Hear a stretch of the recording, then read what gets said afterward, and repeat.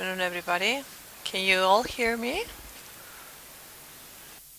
Bloqueamos esta puerta luego porque va a ser un problema. Bueno, es un placer.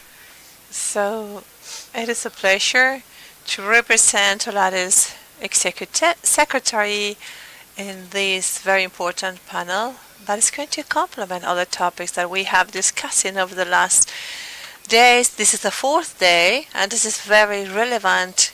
Again, we're going to be sharing experiences, we're going to be grouping and getting to know other colleagues.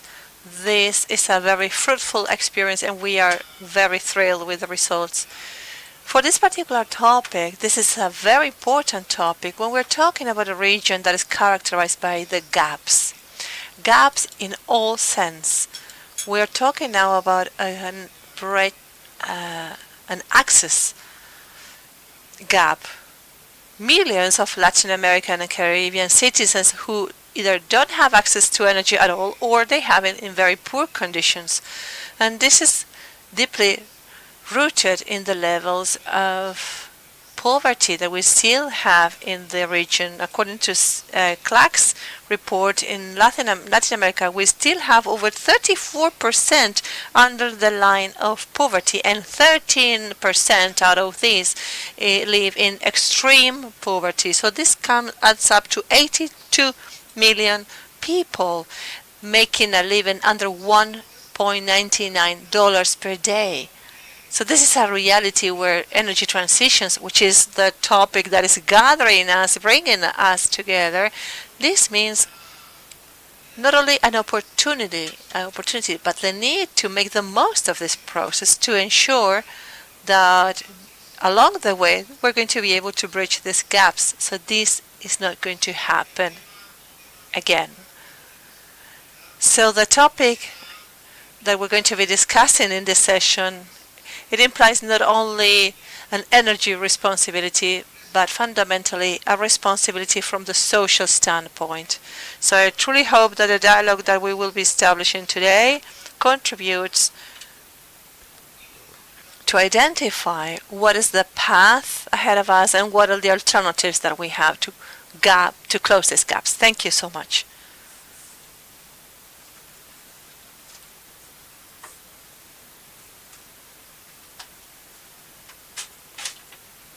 Good afternoon, everybody. Can you all hear me okay? Good afternoon. My name is Javier Cuervo. I work with the IDB in the Energy Division. And this is a topic that in particular I am passionate about. I'm very happy and I am very honored to be able to work in this field of work. And I really thank Olade for their invitation. And it is a true honor for me to be part of this electrification panel. This is something that was mentioned throughout the week. This is the central axis in all conferences for energy transition to be done in a fair way. This is one of the topics that is more relevant for the energy transition. Why? Because we're talking about bridging this gap. So I'm thrilled to open up this panel because I think that we have extraordinary panelists that are close very closely with these projects, and we were going to be talking about the last mile electrification in rural areas. The format will be a brief presentation for maybe 10-15 minutes, and then we will start a dialogue with the panelists, with the speakers that I will be introducing. So I will give you a briefly overview of the regional situation. And this means when Latin America even though Latin America has a very high rate of electrification, we position ourselves in this energy transition to be fair because many of the options and opportunities that we're able to generate when we still have a low percentage of people to have access to the network, this is a good opportunity for other parts of the world to see as an example, and they can follow our steps. That is our aspiration, to set the example. I'm going to now talk about the IDB's work in this sense and how we like to work with our member countries, and then we will give the floor to the discussion regarding the challenges for the last mile. So basically we have a working premise that is clearly registered in our documents per sector our working documents, we understand that the access to the service of energy is a necessary condition in order to eradicate poverty. According to the data that we were just mentioning, we have seen, and there is a lot of literature explaining the positive effects of initiating these projects, not only for electrification, but for education, health, generation of job opportunities, with a very important variable here, which is the gender equity, when we are having more women who can dedicate their time to further activities which require less time, like productive activities or educations.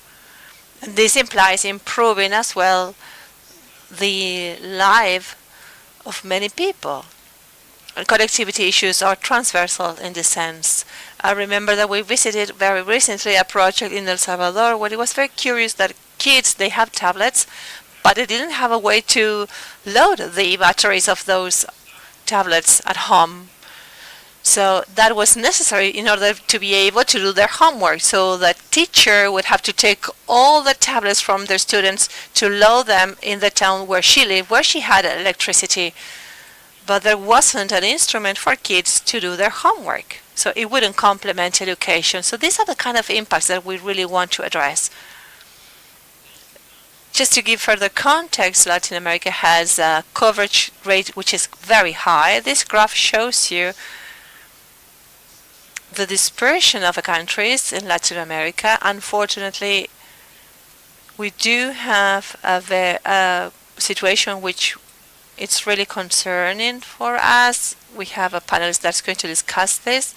And the lines in yellow are the 10 countries we have the coverage rate, the lowest coverage rate. There is a huge gap here between Haiti and Honduras. We have Guatemala, Belize, Guyana, Bolivia, Panama, Bolivia, Peru. These are the countries which represent, if we add them up, an 80%, and this is over 80% of the population who don't have electricity in Latin America. So even though we have a high amount of concentration in our cities, most of this 80% live in rural areas. So these places are far away from the cities in rural areas, and the electrification rate for Latin America, this is something that we need to improve, as I mentioned. So the current rate of electrification represents a 97.56%, but we still have almost an 80% of people without access to electricity. So the challenge ahead is that for 2030, all countries have committed themselves to achieve this SDG goal, and this is why we're here gathering together and working with the Latin American countries, also taking into consideration the fact that we have a very significant challenge because we have 80 million people who, as I said, don't have access to clean fuel for cooking. So how do we work with the countries in Latin America? Latin America has made remarkable progress, specifically for the distribution network. There are still some areas that are very isolated, and they are trying to generate places where they can have a combination between diesel and other fuels. And the importance of including decarbonization in these cases. We are talking about the appearance of induction stoves, and this means a comprehensive planning, including the commitments that and the agreements that we have signed in order to contribute with the goals which were established. So we work with these countries very much, and the value that we see is oriented towards the discussion and sharing from the programs for electrification that they have, and what are the requirements that you need to have in place in order to take this electricity to the isolated areas.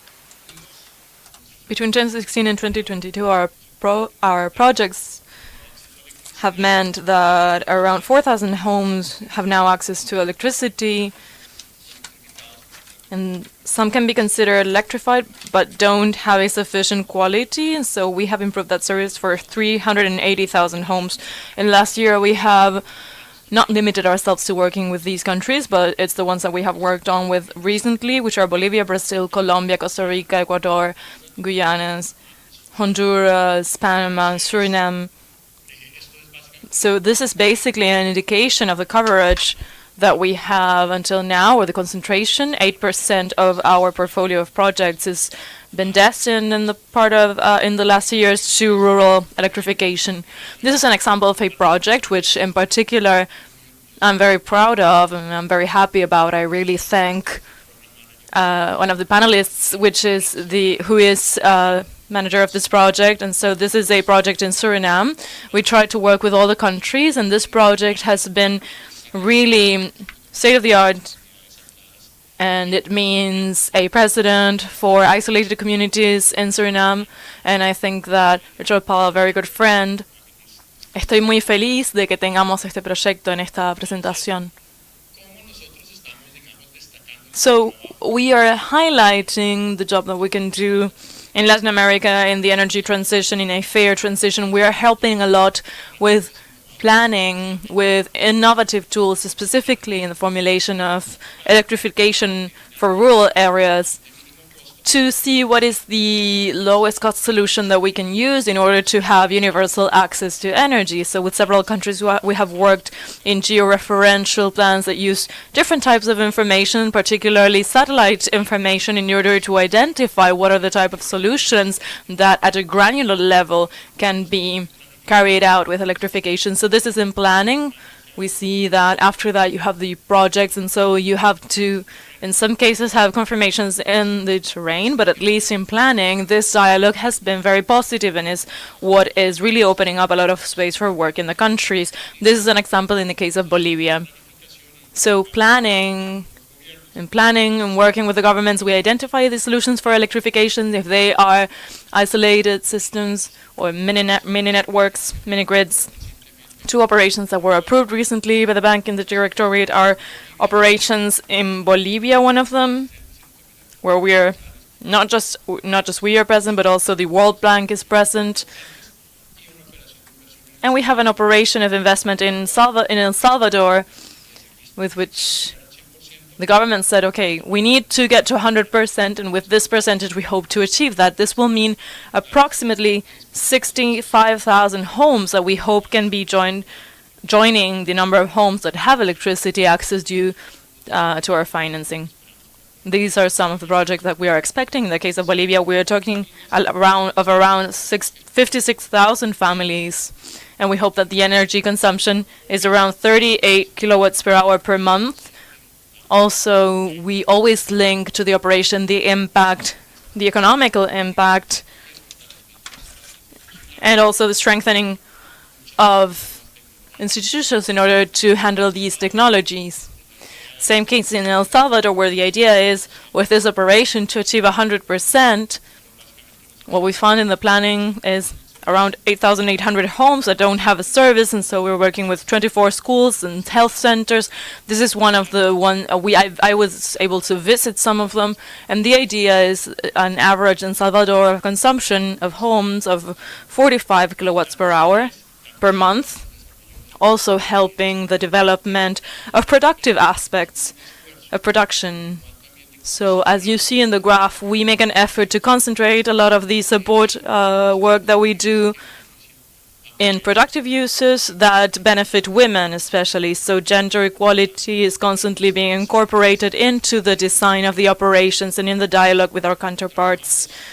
We work with strategic partners. As an example, in the Bolivia case, we have a co-financing of 100 million by the Korean Facility of Development and Infrastructure, which complements the loan that we are making. And we add this an added value of a donation of investment that the Global Alliance of Energy is using of $2 million for this operation. With the Global Alliance for Energy and the Planet, we also have a fund of $25 million, which has also helped us develop all of these activities of technical dialogue and planning. and investment. So what have we seen when we do all of these operations? We are constantly looking at the lessons learned that we have from the operations that have already been carried out in the past, as I mentioned. Here, basically, you have a screenshot of the topics that we find to be important. I'm not going to talk about them all, but I want to highlight some. One is the participation of the communities in the electrification programs in rural areas, particularly in isolated areas. The participation of communities is fundamental, and it's fundamental since the beginning. It's important to integrate them and incorporate them, not just for the success of the project, but also, for example, I think this is something that was mentioned in the case of Suriname. Also, the success of the first projects convinces residents of these communities to help us in the processes of the communities that will come after. So there is a positive effect in involving communities. We have also seen the need for the energy service of electricity in isolated areas to be seen as a service, which means having a very clear structure of who is going to provide that service. So it has to do with operations and maintenance. In some countries, we work with state companies of electricity that are the ones that provide that backup for the operation and maintenance and providing the service in the long term.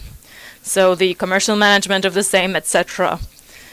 These are some of the topics that we've seen. Also fostering production uses of energy, as I also mentioned.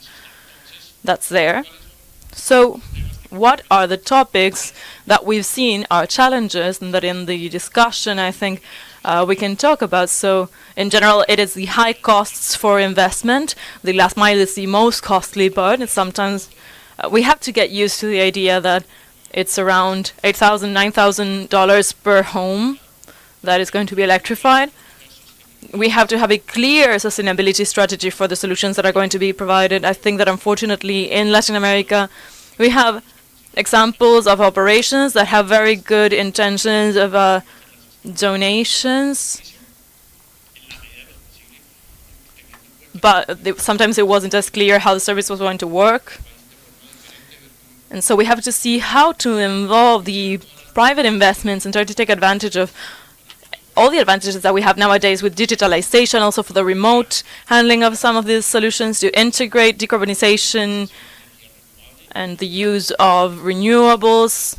We are using mini-grids and trying to use solar and photovoltaic systems, and also the business models that I mentioned. It's important to take into account what is going to be the business model that is going to be used for providing the service, and also to work a lot with the topics of institutionality capacities, because we are talking about technologies. We're going to talk about with companies that maybe don't know about how to provide this in isolated places, and so this is important at the institutional level. So this is sort of a summary of a scheme of the type of work that we need for the countries to develop. So integrated planning, and to incorporate the discussions of institutional capacity for the electrification programs and the options that we have for participation of private investments. I think that we have talked about this with other panelists about the regulations that are needed, the work of the communities, to involve the communities. These are fundamental elements within this process of electrification with which we hope and aspire for Latin America to be the first region of the world in development that reaches universal coverage, so 100% for 2030. We think that it's a big challenge, but with the participation of many partners and clients with whom we work with, we will be able to move forward with that topic. Thank you very much again for listening. I am going to give the floor to the moderator, who is going to be Isabel Beltran, who is the program manager of the Global Alliance of Energy and the Planet, and I think she's going to come here now, and we'll invite the panelists to join us and come to the front. Muchas gracias.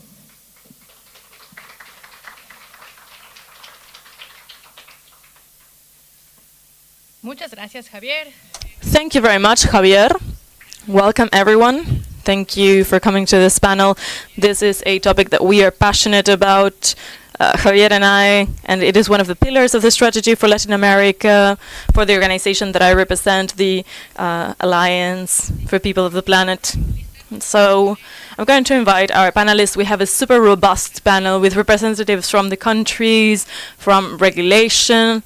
And so we hope we have a great discussion. First, I'm going to invite Richard Paul. Es ingeniero mecánico, tiene más de 10 años de experiencia en la gestión de proyectos de acceso de energía y trabaja con la compañía de energía de Surinam, como comentaba Gabriel, así que por favor, tome asiento. Bienvenido. Luego tenemos a Dion Gelly, también ingeniero eléctrico, que sirve a la gente de Belice en los últimos 9 años en el Ministerio de Utilidades Públicas y ha estado involucrado con eficiencia energética y actividades de planificación energética. Muchas gracias por venir. Vamos a ahora tener una mezcla a nivel de género. Pasamos a Guadalupe González. She is the Director of Electricity of the Secretariat of Energy of Panama. Also electromechanical engineer from the University of Texas.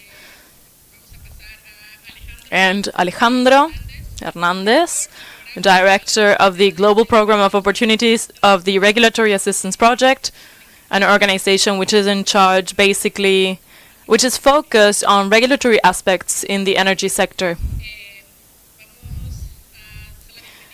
Let's welcome Indranil Roy. Viene de Okra, desarrollador que está trabajando en una tecnología muy innovadora en Haití. Hay excelentes historias sobre el trabajo que están realizando ahí, con las nuevas tecnologías, qué es lo que pueden hacer estas tecnologías en términos de costos y proveer acceso. And Alexandra Arias, International Coordinator for Distribution of the SIEC, and also recently Executive Director of the Committee for Central America and the Caribbean. And we have Eduardo Faria, General Coordinator of Universal Access to Energy and Vice Director of Energy Policies in the Ministry of Mining and Energy of Brazil. So we have a diverse panel that are going to provide their perspective on the many sides of this challenge of access. I'm going to start with the countries, and I think that in the countries, Eduardo, Guadalupe, Dion, and Richard, I want you to tell me briefly, I know that your countries have committed to the access goal, and what is the strategy, briefly, that you have defined in terms of access and that you have started to work on to achieve this goal? What are the specific programs that you are implementing or designing in remote areas, and what has been the greatest challenge that you have found until now? So to start our discussion, we would like to learn from your experiences. So Eduardo, please, you have the floor. And please just make sure that you feel comfortable around the tables.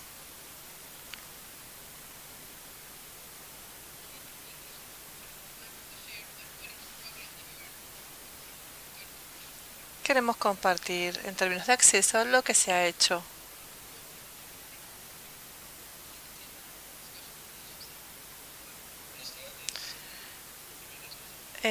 First of all, I would like to thank Olari for the invitation.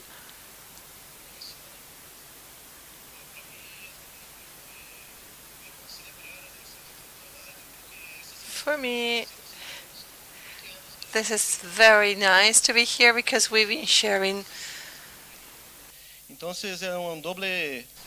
So this is a double anniversary for us because it's the 50th anniversary of Olade, and in Brazil we're celebrating our 20th anniversary. So my Portuguese/Spanish is not the best, so I'm going to try to keep it easy.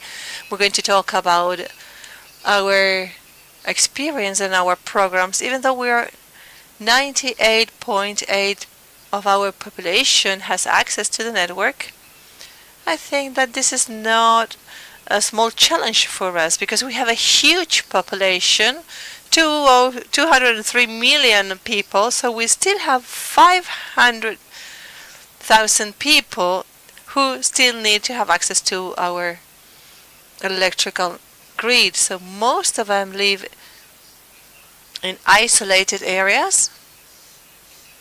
So over 20 years we have been able to increase the access and augment this. So over 7 million people had access to electrical services since our administration. This is huge, but this is huge compared to small countries. We are a very big country, so we need to continue working in this sense.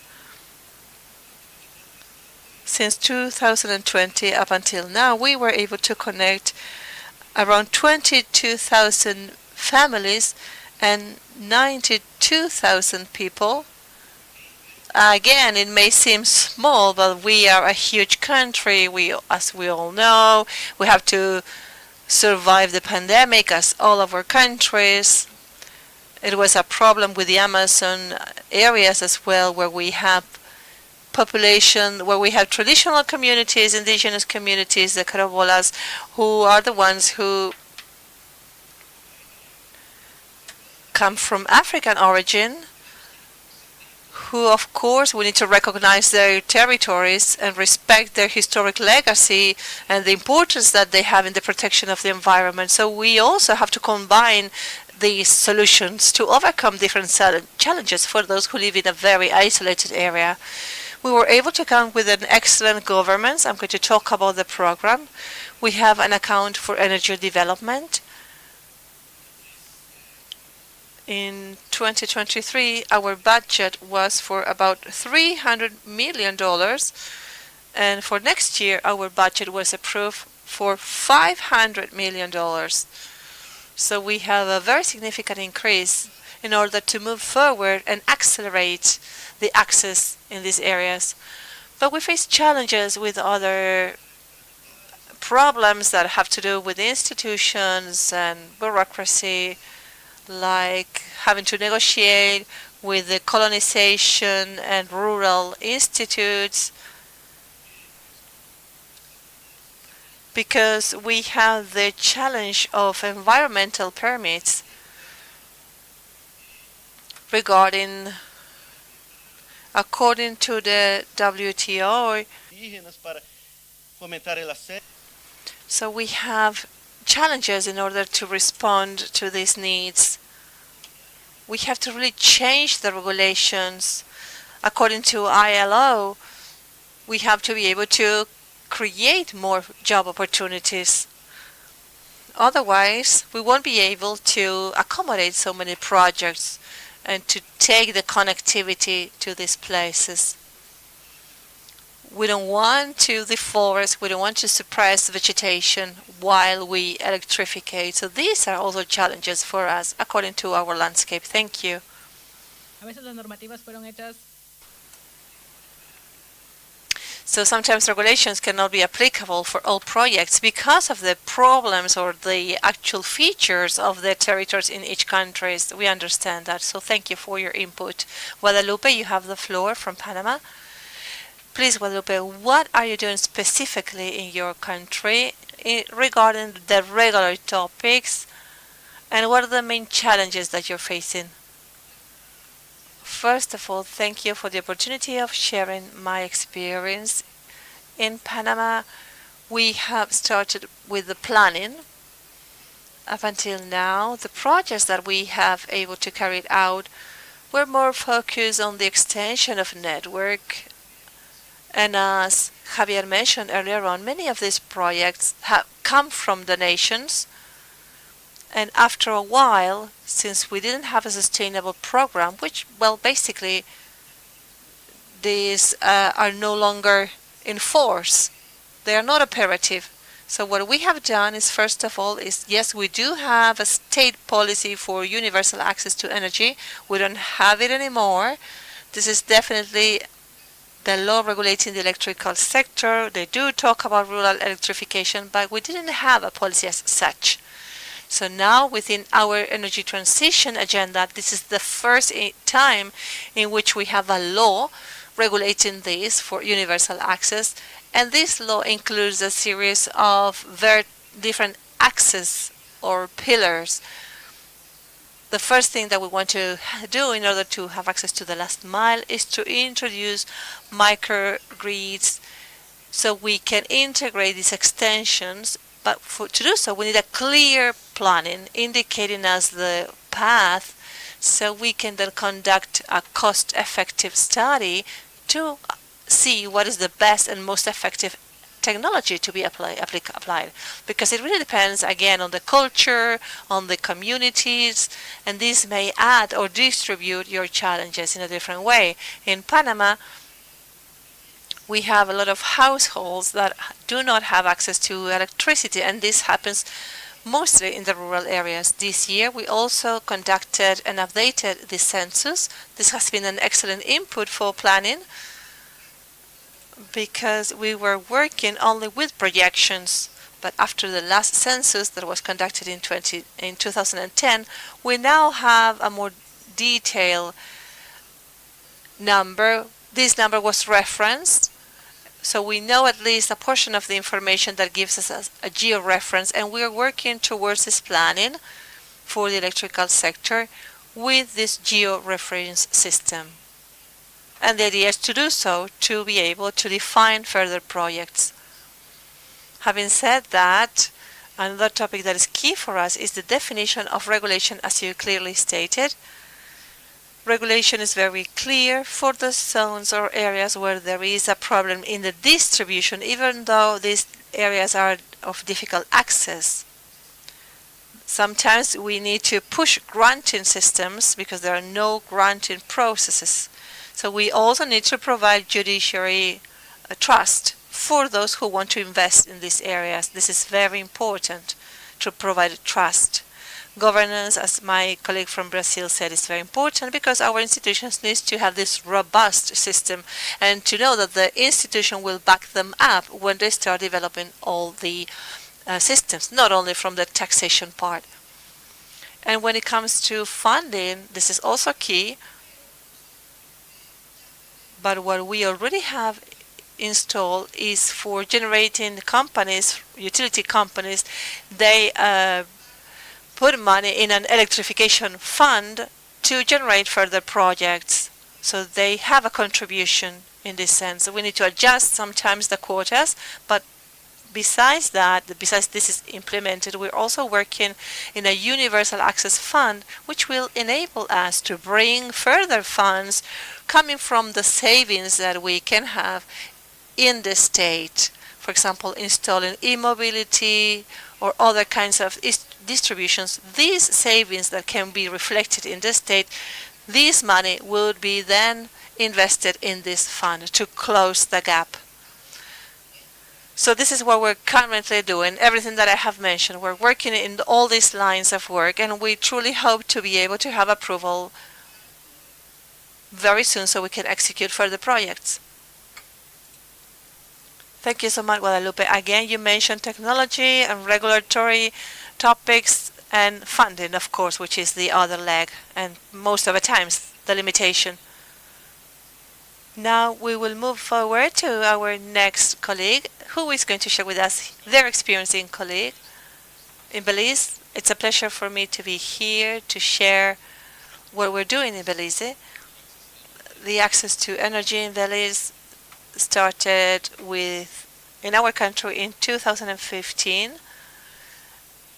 And for everyone not having access to the grid, we wanted to know how we could help these villages. So we had two questions. First of all, whether we would be able to provide this from a technical standpoint with the first pilot project approved back in 2015. This was approved.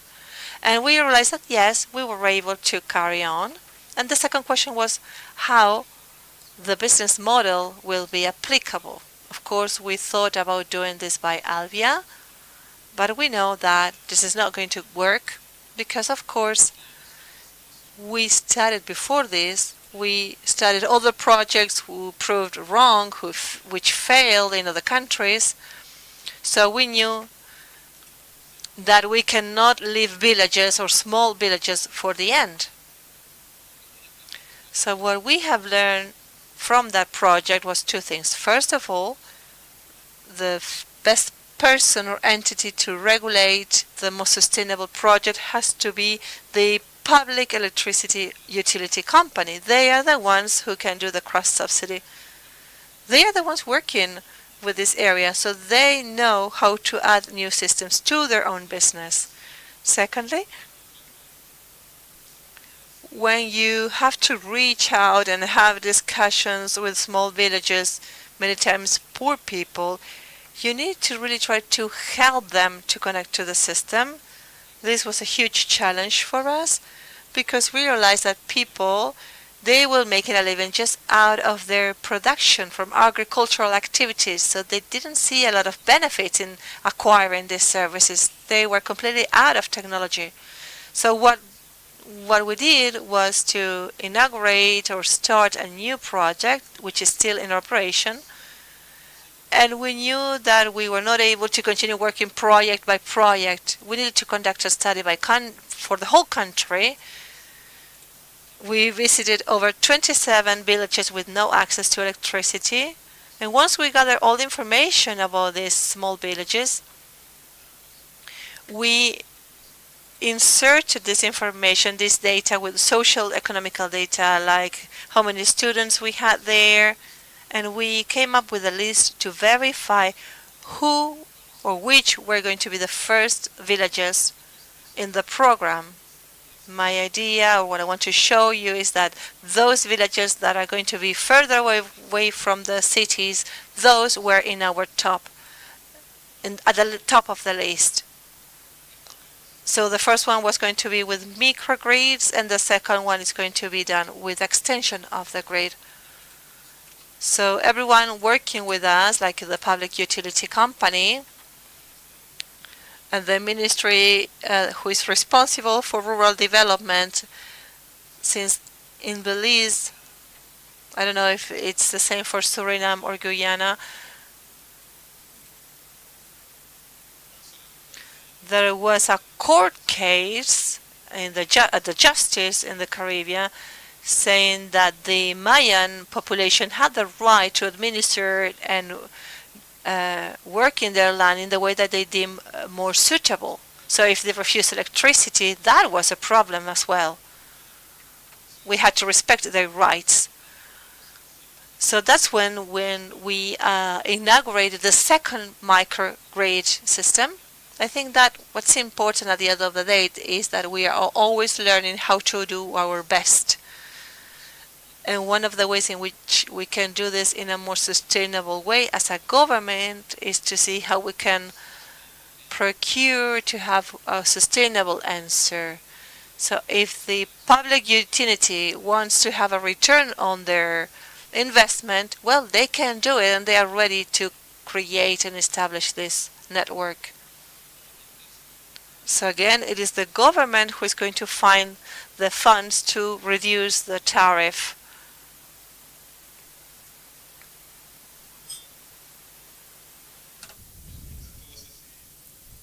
So successful, and we don't connect them to homes. We think that the hardest part is to find the money for generation. If we get that, I think that our business model will surely work, but the great challenge right now is how we're going to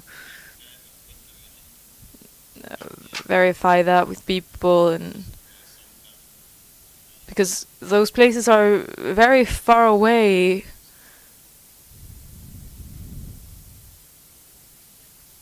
Thank you very much. It's also good to add these experiences and these lessons learned to share in the region. Richard, cuéntanos un poco de Surinam. Sí, muchas gracias, Isabela. Primero que nada, quiero agradecerle a Alvida, Olade, por invitarme para poder compartir la situación de Surinam, la experiencia de Surinam. También para aprender de mis colegas qué desafíos están enfrentando en la ejecución de los proyectos. En Surinam, básicamente, tenemos dos situaciones principales. Una situación es la de las áreas rurales, donde la red está cerca de las áreas rurales, y en esas situaciones lo que pasa es que la red se está extendiendo y la comunidad se está conectando a la red. Luego hay otra situación, que es cuando la comunidad está lejos en un área aislada, y lo que pasa es que Javier comentaba el tema de las finanzas del BID. En esos casos, en 2017 se creó la primera fuente de energía solar y se puso en operación. Había otro proyecto también que con financiamiento del BID se extendió la red y también la gente se conectó a la red. Mientras sucedían esos dos proyectos, la Unión Europea dio 5 millones de euros para la electrificación rural, para este proyecto. Estos 5 millones se complementaron con otros 3 millones del BID, de financiamiento del BID. Y luego la cuestión fue qué áreas se iban a trabajar entonces con este dinero. Una de las cosas que sucedió es que alguien dijo que el primer proyecto establecido en Surinam, que fue un gran éxito, alguien dijo, bueno, sigamos con ese éxito de ese gran proyecto. Entonces se replicó ese proyecto para 10 pueblos más. Al mismo tiempo, el gobierno decidió comenzar un estudio de electrificación rural para investigar qué áreas todavía, a cuáles todavía les faltaba electricidad y cómo encontrar una solución para esas áreas. Así que en este momento las microredes siguen en construcción. Estas microredes de las que les comentaba siguen en construcción. La construcción comenzó en septiembre, así que hace unos meses. También hay un proyecto más específico en proceso que llamamos el proyecto sudeste de Surinam, donde 10 pueblos, a 10 pueblos se les va a proporcionar energía solar. Y también tenemos otro proyecto en proceso que tiene que ver con el BID de 30 millones de dólares, donde también se incluye la electrificación de áreas rurales. Así que estos son más o menos los programas y los proyectos que están sucediendo para electrificación. Al mismo tiempo, cuando se ejecutan esos proyectos, uno enfrenta desafíos. El mayor desafío que estamos enfrentando en la ejecución de estos proyectos es la financiación. Conseguir la financiación para los proyectos, eso es creo que también la situación de Belice. Este es uno de los desafíos y estimo que tenemos de 400 a 500 millones de dólares. Eso es lo que eso es lo que nos hacen falta para los proyectos que tenemos listos para ejecutar o que están siendo ejecutados pero les falta financiamiento. Lo otro es que si conseguimos los 400, 500 millones de dólares y se tiene la financiación para el proyecto, también se necesitan recursos para poder ejecutar un proyecto. Así que ese es el segundo desafío. Nos faltan recursos para la ejecución de estos proyectos. Y en los últimos años, Surinam ha tenido un aumento de la inflación de 60%. O sea que hay una gran tasa en el país. Aparte de esto hay otros desafíos, por ejemplo, cuanto más se va a las áreas remotas, una vez que hay una falta de infraestructura, por ejemplo, esos pueblos para los que se está proveyendo energía con el proyecto, solo se puede llegar a estas comunidades en barco, en bote, o sea, no hay un camino, una carretera que llegue a esas comunidades. Y hay otras donde solo se puede llegar en avión. Entonces, el costo de transporte para este proyecto del sudeste de Surinam es 60% del costo capital del proyecto, o sea que es mucho. Así que quizá eso es algo en donde podrían encontrar una solución los expertos en logística, pero básicamente eso es más o menos lo que estamos haciendo y los desafíos que estamos enfrentando. Muchas gracias, fascinante. También ayer hablaba con una de las secretarias de Brasil que indicaba que en algunos lugares gastan más diésel en llegar al lugar que la energía que están proporcionando. I'm going to switch it up a bit. I'm going to now have Alejandro, because you've all mentioned the regulatory topics and the topics of how to adjust the regulations. And Alejandro is an expert in this. He also has a flight to catch quite early, and so since we started late, I want to make sure that he has time to tell us about what they are doing. So, Alejandro, we all talk about the regulatory framework. What recommendations have you found, and what do you do? If you could tell us the recommendations, the specific recommendations, the first changes in terms of regulations that you've seen as a greater impact to approach this topic. Yes, of course. Thank you very much. I think that the most important thing that we have to understand is that for a long time, regulations reflected a paradigm of a centralized planning where the cheapest way to provide access to electricity was through the expansion of the grid. And so, same as all the institutions, there's a lack of movement, and oftentimes technology moves much faster than the speed at which regulations change. That's a bit of what we're hearing with all the experiences that you're sharing. And what happens is that there is a saying, perhaps it's just in Mexico, but those who only know the hammer see everything as a nail. And so when there's new instruments, new technologies, it's not that we say no, but we treat them as exceptions.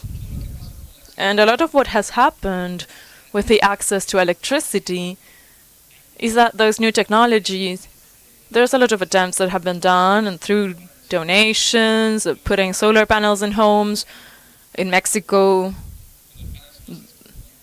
there are different experiences.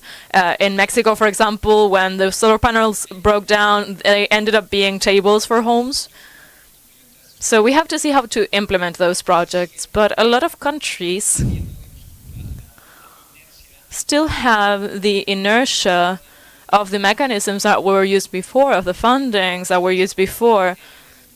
And we still haven't put other of the tools that we have to consider to give universal access to electricity.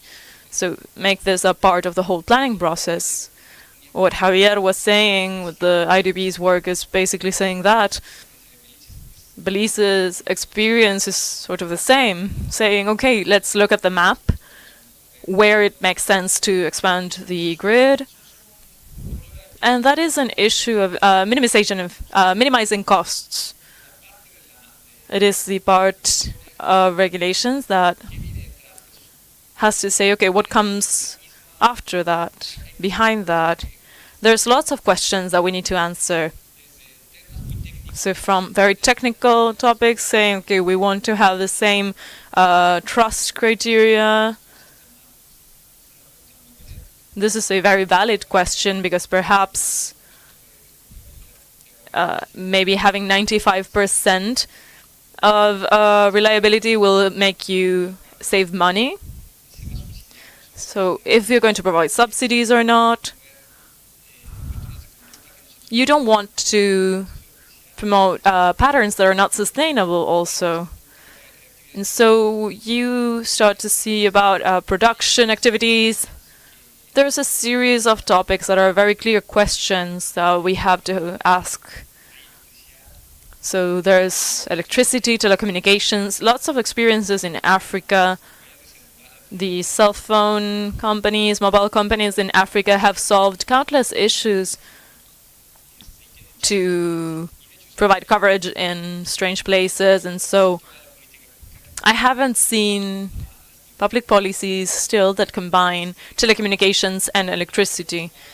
It would be much cheaper to work with both together, by the way. So I think that we should try to have a conversion of policies there.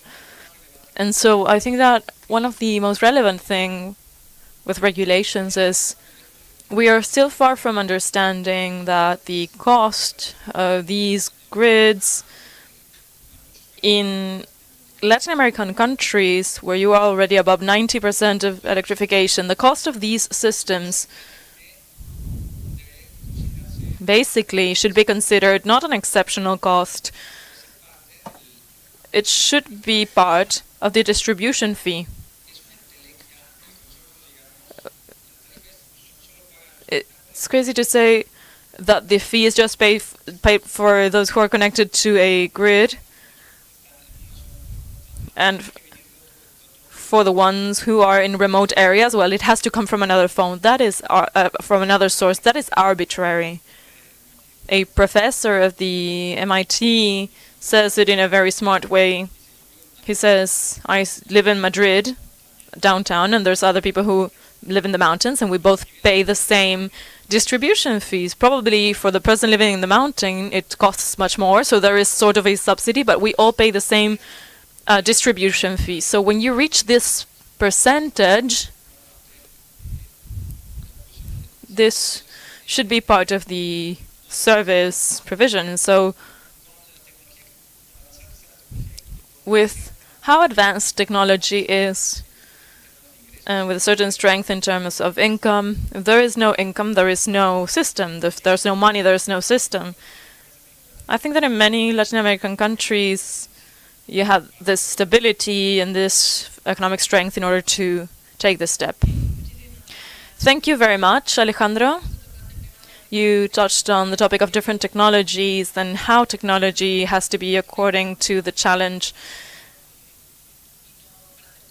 and to be cost efficient. And I would like to ask Indranil a question. He is from the company Okra. I love your shirt.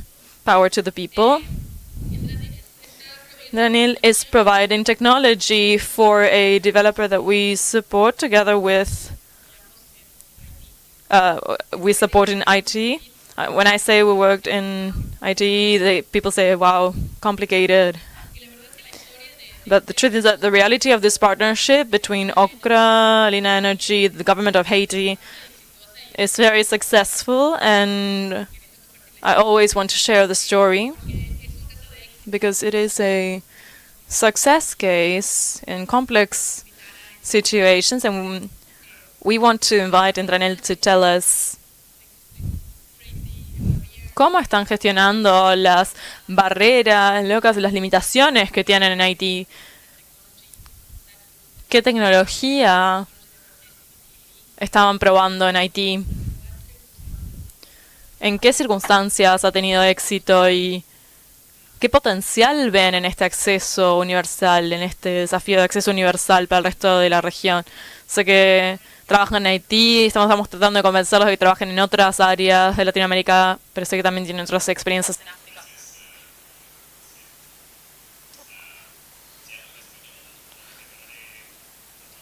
If I speak in Spanish, I will probably give you all a headache, so we'll continue in English. It is a true pleasure to be here, and I've He estado en África durante los últimos 2 años, donde hay un enorme potencial. Los desafíos son los mismos realmente, pero creo que Haití probablemente está a unos 10, 15 años de lo que ustedes ya están tratando de resolver ahora. Lo hicieron mucho antes que nosotros.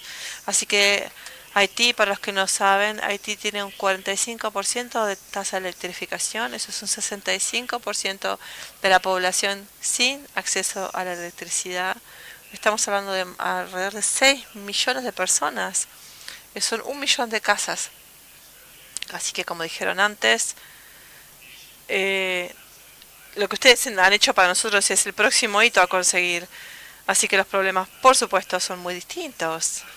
Creo que el título del problema es el mismo. Empezás a financiar, después tenés problemas, tenés un tercer problema que es distinto al resto de los países, y es que encontrar el dinero en los bolsillos de las personas que tienen que invertir.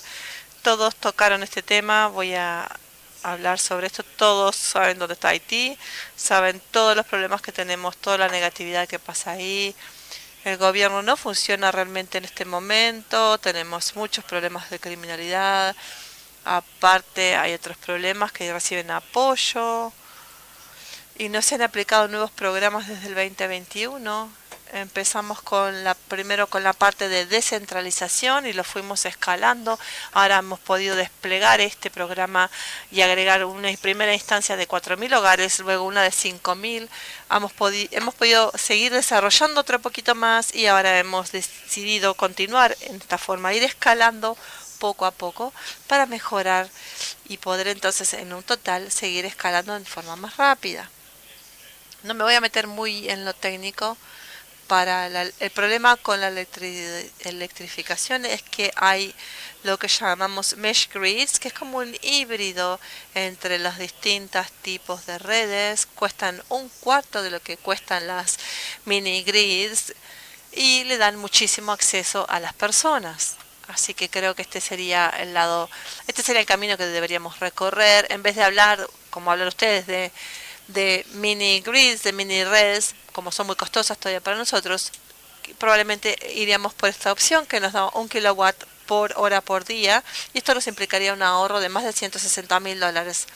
Ustedes pueden decir quizás no es tanto, pero empezar a atacar mercados como el de Haití, dar respuesta, para nosotros es un enorme ahorro. La tecnología que ustedes tienen, debido a sus requerimientos legales, es mucho más alta, de mejor calidad. Les puedo compartir una historia, por ejemplo, de Haití, sobre cómo se transporta el equipo. Tú estuviste y te ha pasado también en Surinam. En Haití, nuestro socio, porque debido a que las rutas es donde hay gángsters, donde hay criminales, se hace un embarque, para poder enviar tecnología de un lugar a otro.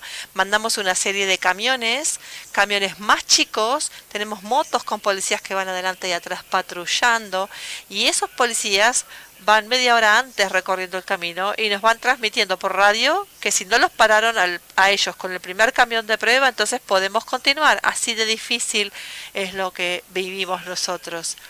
Así que es uno de los tantos desafíos que nosotros tenemos, imagínense. Pero a pesar de esto, creo que realmente es increíble el alcance que hemos podido tener, conseguir la financiación con la ayuda del Fondo Internacional.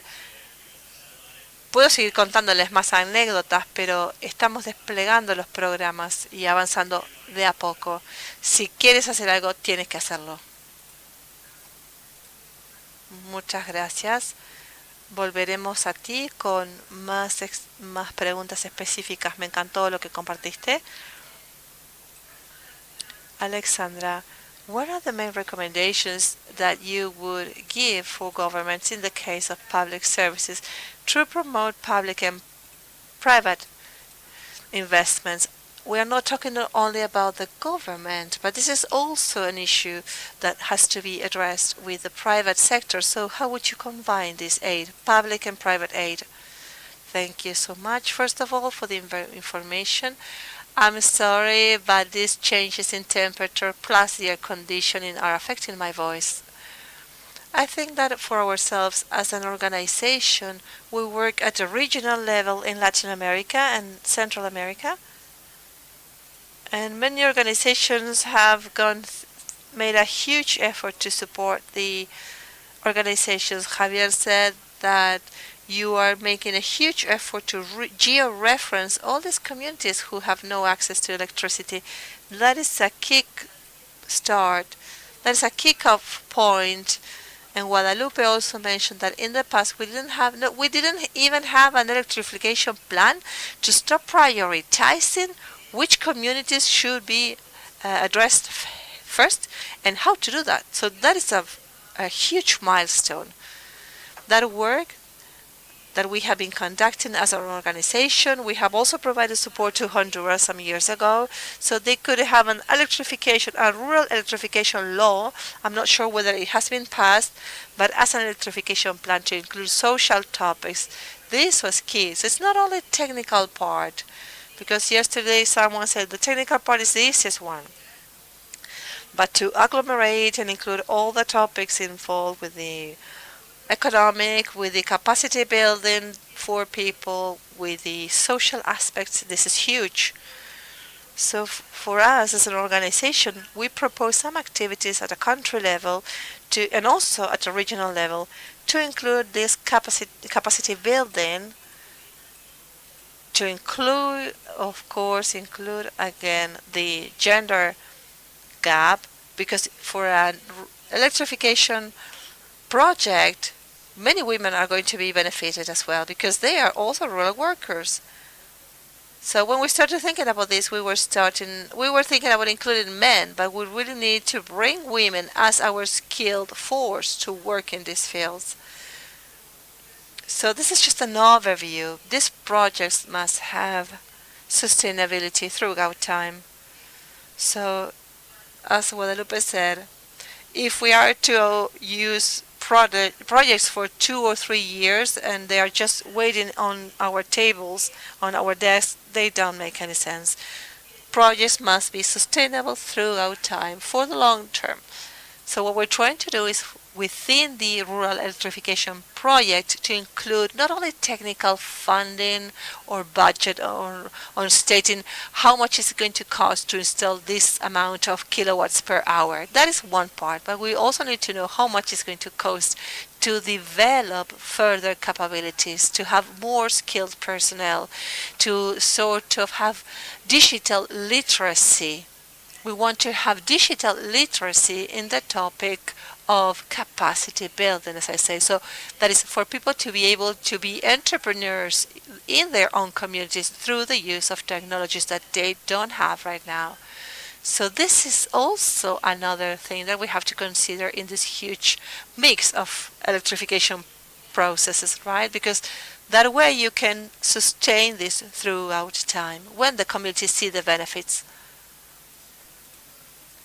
I just wanted to complement something that is very interesting, mentioned by Alexandra, and that is that the topic, I think that we have to maybe stop talking about electrification and talk about universal access, and taking advantage of the fact that in these areas they are still using wood for cooking, and now electrical technology like the electrical ovens and stoves. This is a world that we can start constructing and have both things to show them how they can also reduce their costs. We can also bring literacy in this case and educate the benefits of this change in the way that they are cooking.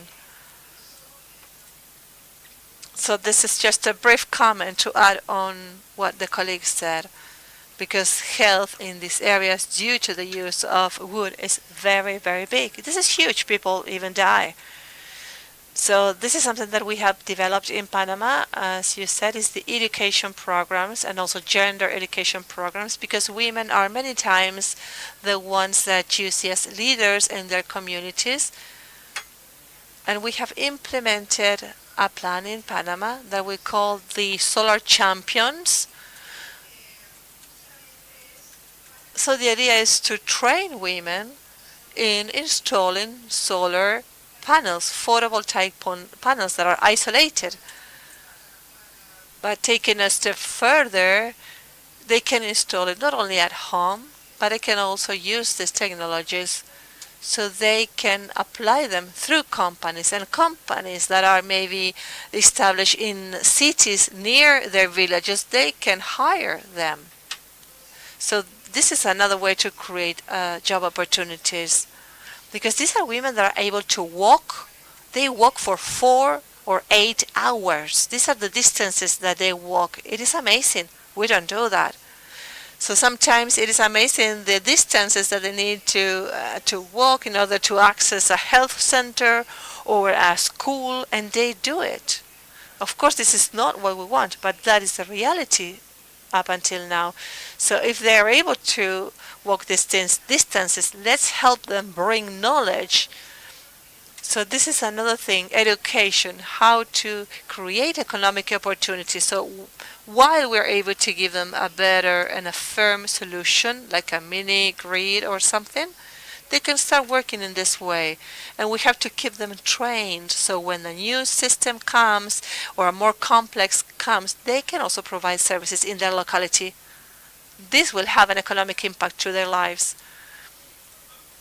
Yes, this not only implies the health because of the way they cook, but this is a way to integrate them in the development, right? Better routes, better rural paths. Yes. I have many more questions, but I just wanted to open up for our audience to ask or make any questions if you would like.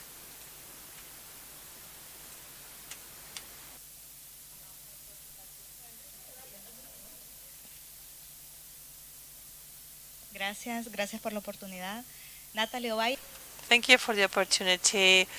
Natalia Vai from the Honduras Energy Secretariat. This is a topic that I am also passionate about. I've been working for 4 years in this project, and I wanted to share with you before asking the data that we have in Honduras. We have an 87% of access for 2022, and this means 37,000 households, 370,000 houses who don't have access to the electricity, and this is something that we have to work on.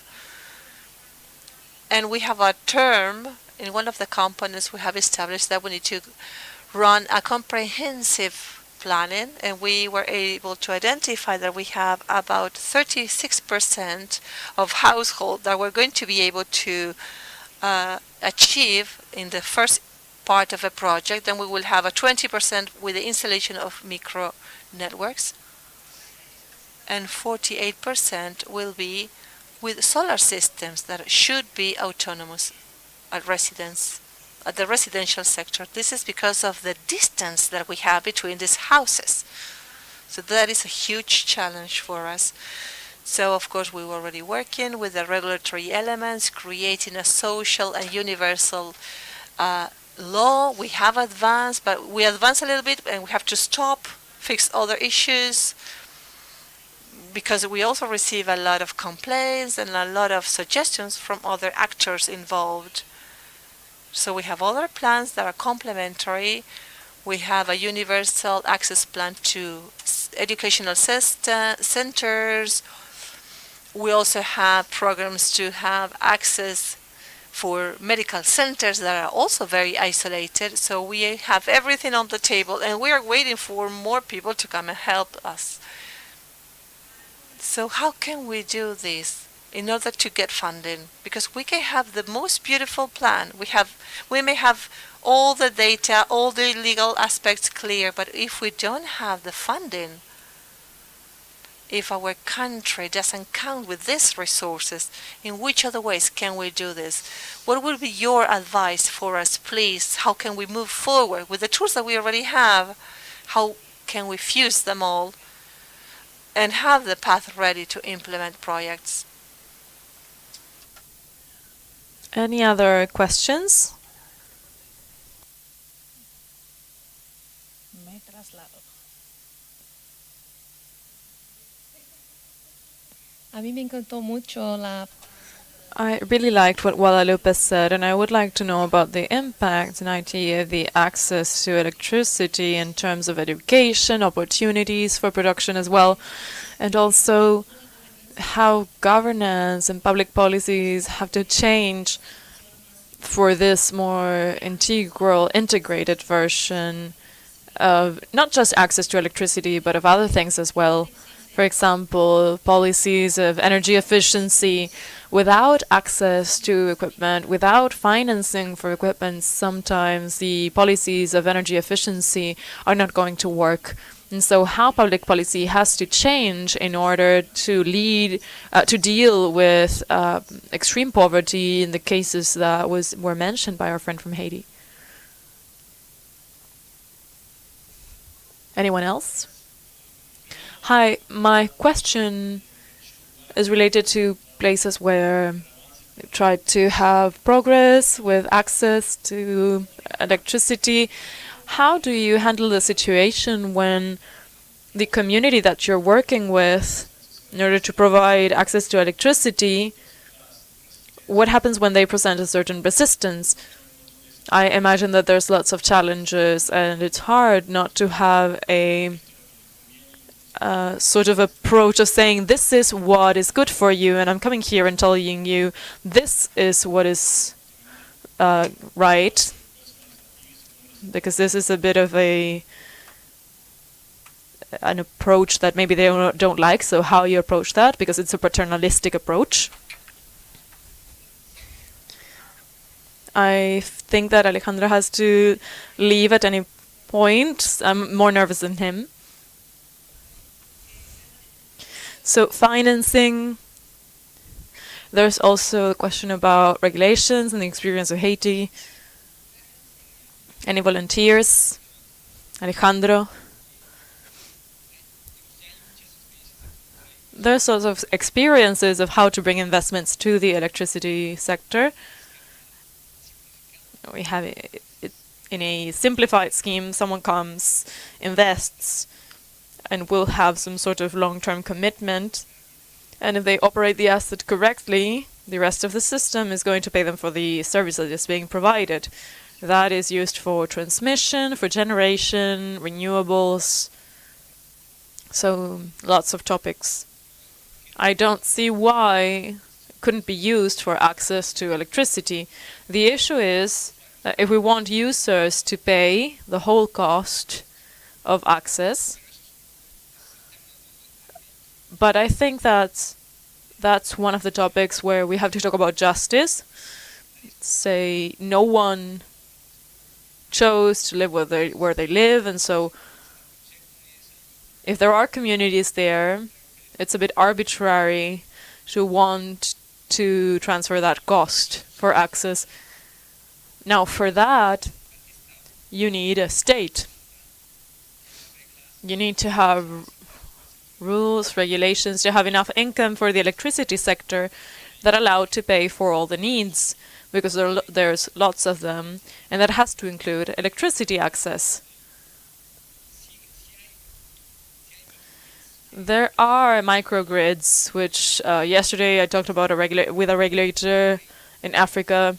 Huawei plays 200 microgrids with no subsidy, but these are areas where there is some production activity that anchors the access for electricity, and that makes the cost of microgrids cheaper. But there's that advantage now. A lot of areas, if it were only for their own income, they wouldn't be profitable, and so what do we do with that? So there's that high-level policy, and the electricity sector has to have the income in order to tend to those needs.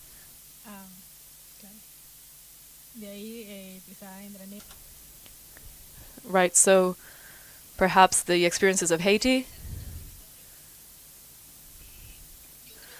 I'm going to start with another question. I think that it's very important to respect the cultural aspect of the communities that we visit.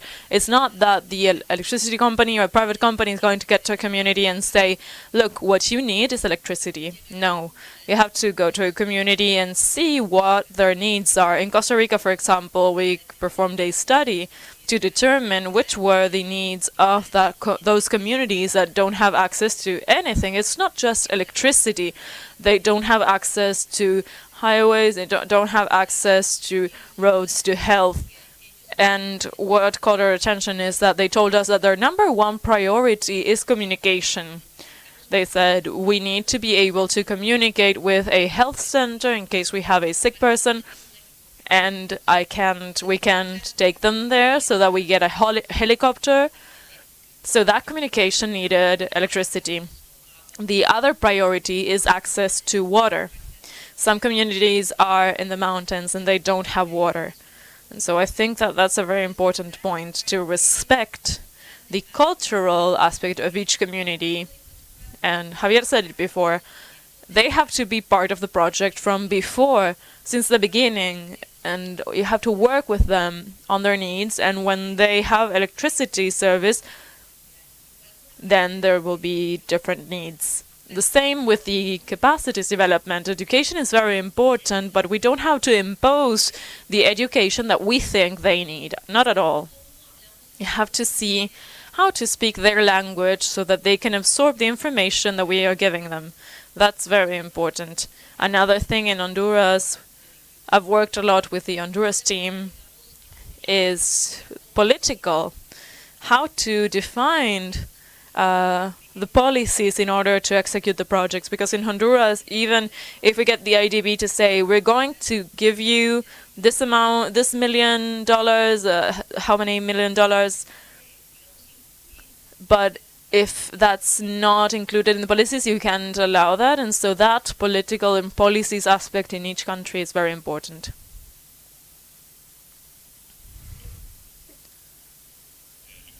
Hola. Voy a tratar de poner la pregunta de otra forma, a ver si me acuerdo bien. Preguntas cómo hacer una electrificación integrada mejor y cómo trabajar con las regulaciones, los hospitales, la salud, los impactos. Bien, genial. Yo vengo del sector privado, entonces es una perspectiva un poco diferente de la de muchos aquí. Solía trabajar en Nigeria, dirigía operaciones ahí. Creo que Haití y Nigeria tienen mucho más paralelos que en otros lugares del mundo. En Nigeria está completamente privatizada la electricidad. El gobierno federal hace un tiempo dijo, no podemos electrificar el país, así que abrieron el mercado. Así que hay muchas empresas privadas que vinieron para abordar el tema de la electrificación ahí. Nigeria tiene mucha población sin electrificar. Entonces lo que sucedió es que los desarrolladores, ya fuera con mini redes o soluciones de paneles solares domésticos, aparecieron ahí y quieren hacer dinero con sus inversiones. Entonces están viendo retornos de 20 años, 30 años, lo que sea. Pasando a Haití. Haití tiene temas con su gobierno. Está bastante privatizado en este momento también. Y lo que tiende a pasar es que si sos emprendedor y uno dice, bueno, vamos a llevar la energía a esta comunidad. No solamente se va a proveer energía a los hogares. Toman muchos datos, se ha investigado mucho para ver cómo brindar acceso a la energía de forma más holística. Uno quiere brindar energía a las casas, a los hospitales, las escuelas. Todo eso está unido. Y el objetivo de los desarrolladores de energía es que la gente pague por energía. Y esa es la cuestión. Entonces las métricas que vemos es cómo podemos hacer que esta gente que nunca tuvo acceso a la energía usen más energía. Uno va con alguien que siempre usó el fuego y le dice, bueno, esta es una cocina eléctrica, ¿por qué? Y dicen, ¿por qué querría usar esto? Pero luego está también la educación, los centros de salud. Y todo eso tiene un efecto que permite que a estos desarrolladores les sea rentable, que sea asequible para las comunidades y luego se puede seguir creciendo en el acceso a energía. Todo eso no lo ven a veces los reguladores y los creadores de políticas. No se puede tener subsidios solamente para los hogares, por ejemplo. Tiene que haber para los hospitales, para todos los otros espacios que necesitan las comunidades. Espero que eso responda a la pregunta.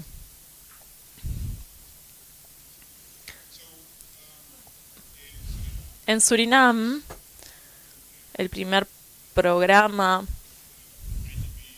entre el BID y Surinam fue en 2013. Cuando empezamos a ejecutarlo, estábamos hablando de $30 millones, y cuando empezamos a ejecutarlo, en 2015, recibimos 25 millones más.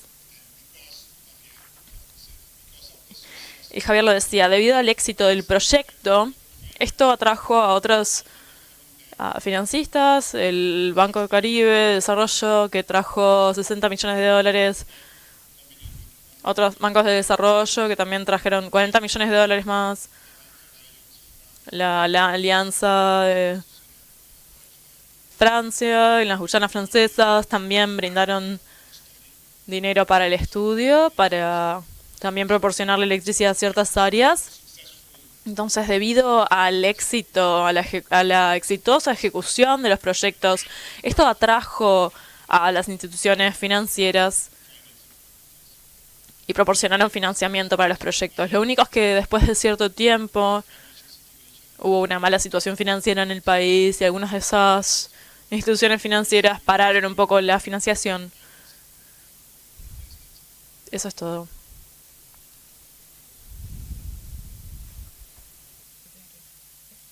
Bueno, despedimos a Alejandro. So we say goodbye to Alejandro. He has to catch a flight, but thank you very much. Thank you very much for the invitation.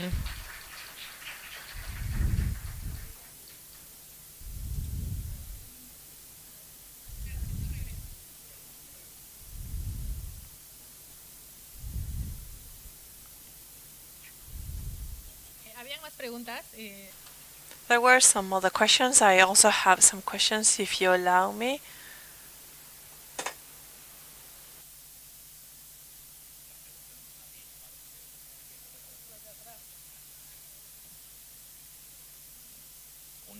Una pregunta ahora hablando de financiación. Talking about funding and how to attract foreign investors, taking into account the Suriname case or the different countries, what would be the best environment to attract these kinds of funding? For example, when you talk about development bank or private investors doing research, what are the efforts that we are doing? And what interagency efforts are we having just to bridge the gap and to make sure that we have universal access?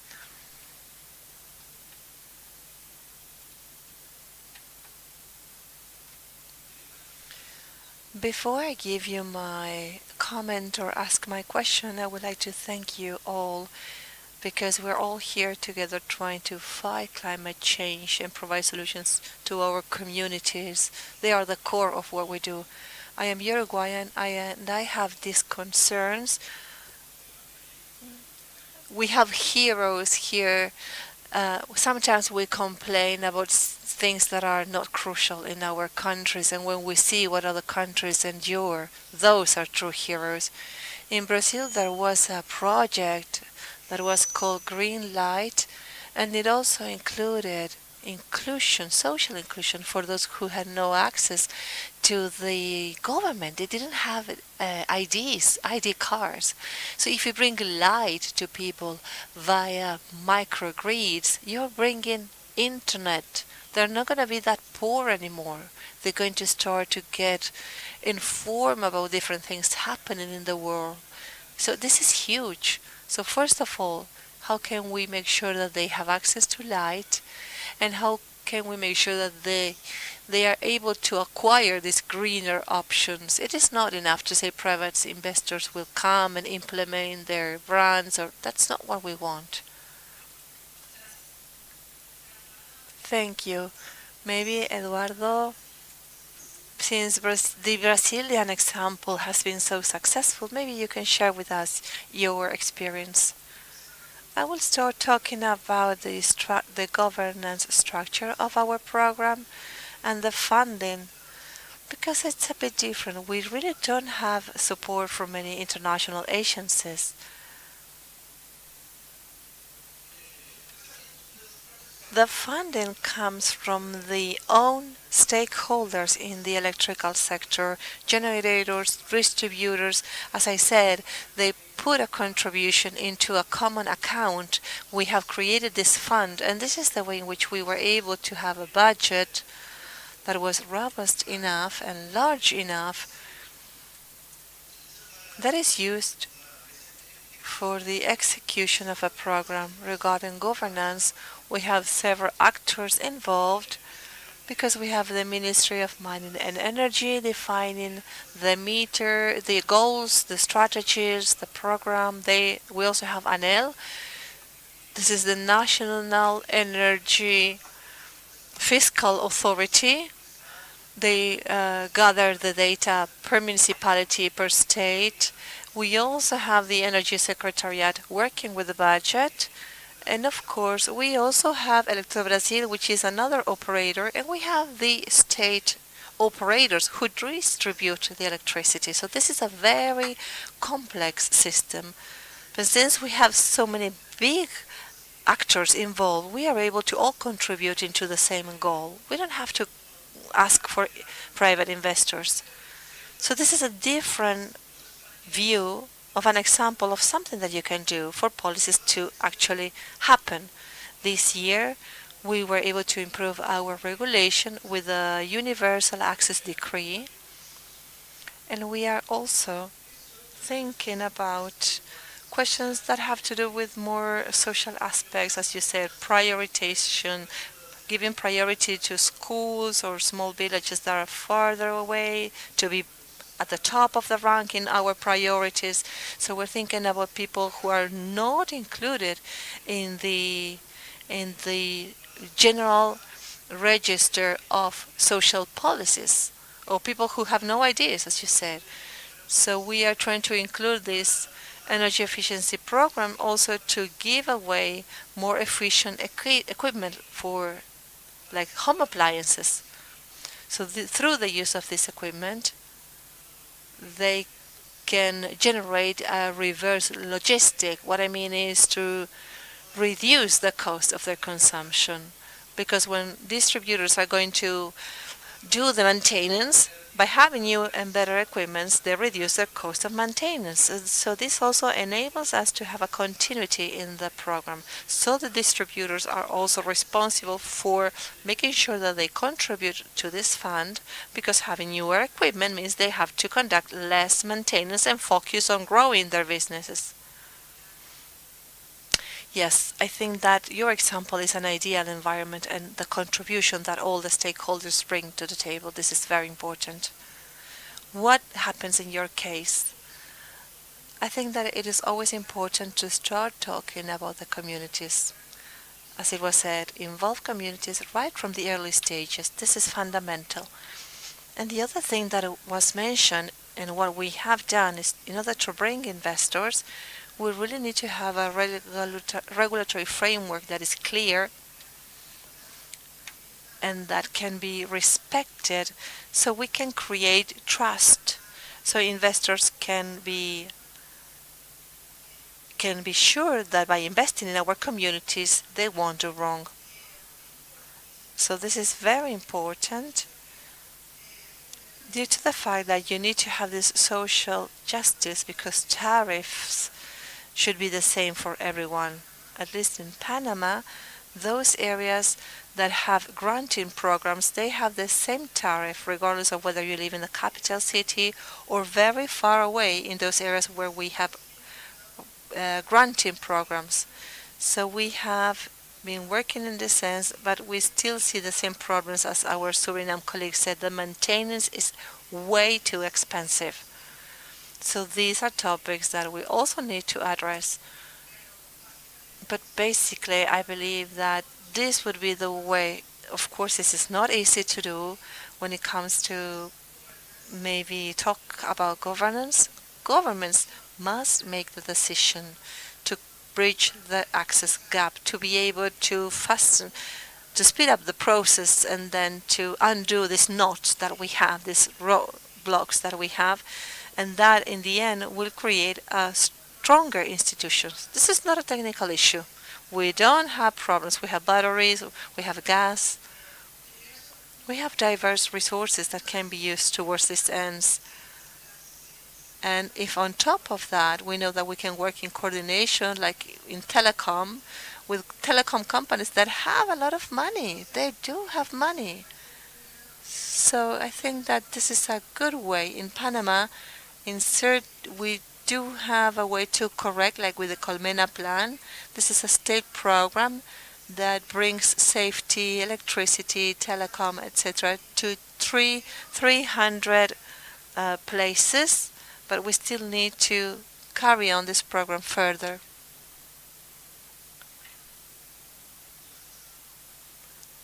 Thank you. I think that what has helped us to be more successful in our case is to think about three terms. Short term, you have to think who are the stakeholders who are going to help you in order to go where you want to go. As Alexandra said, first you have to say, I want to go there, let's go. So who are the ones that are going to help me to get there in the first place? What we use in Belize is that we have a ministry that is responsible for the development of rural areas, and most of the times they are located at the village itself. That is easier for them to have conversations with their communities, and apart from that, some of them speak the Mayan dialogue, the Mayan language. Most of these villages are Mayan, so this is a solution to have representatives of our development ministry there. This is a more sustainable solution as well.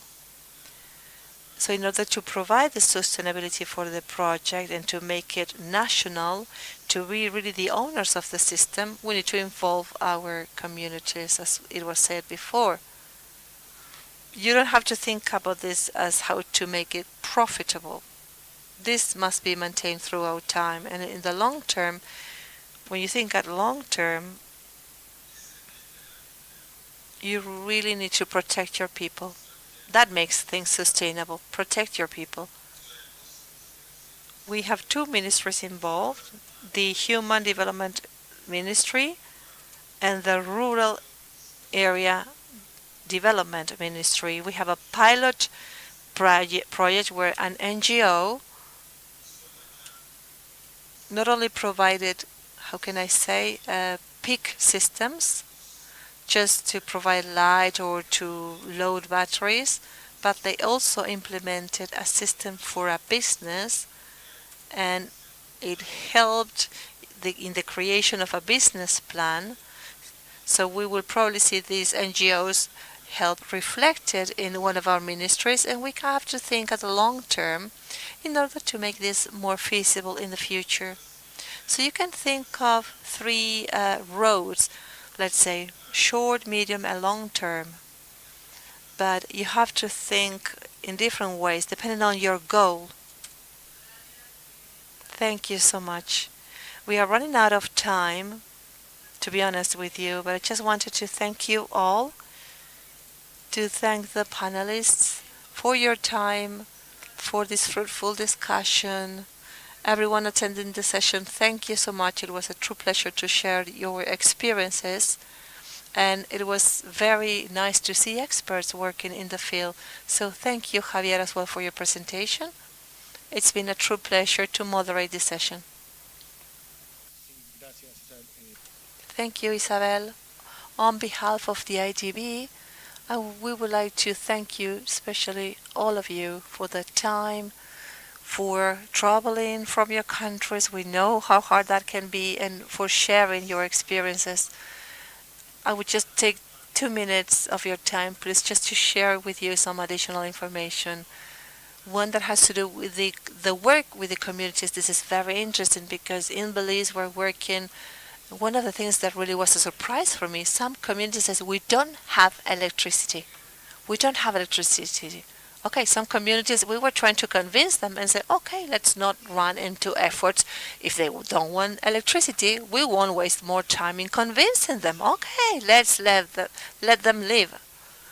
Richard said one of the successful strategies that we had in Suriname was that with the first project, it was not only the funding, but we also counted with the captains, as we call them. They were local leaders, and they helped us in the consultation processes for these communities. When it comes to impacts, I would also like to invite you. There is an impact evaluation specific for the Suriname project, where you will learn how with the the economic impact methodologies, we were able to introduce new projects for rural areas. This was very interesting to learn. Something that I didn't mention before that I think that is going to be important for you to include it in additional presentations. When you talk about georeference programs, we have a dedicated chapter for investments in this case. So it's not only technology, we also have a chapter on discussing which should be the proper or the best strategy for investment in these cases.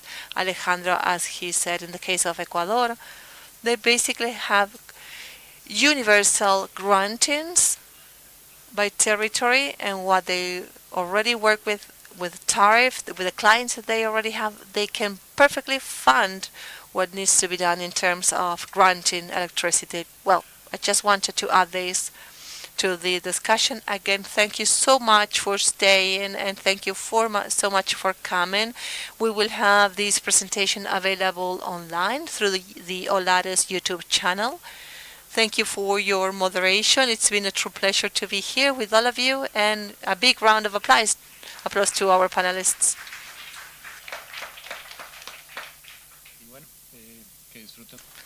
And have a lovely rest of the day. Let's take a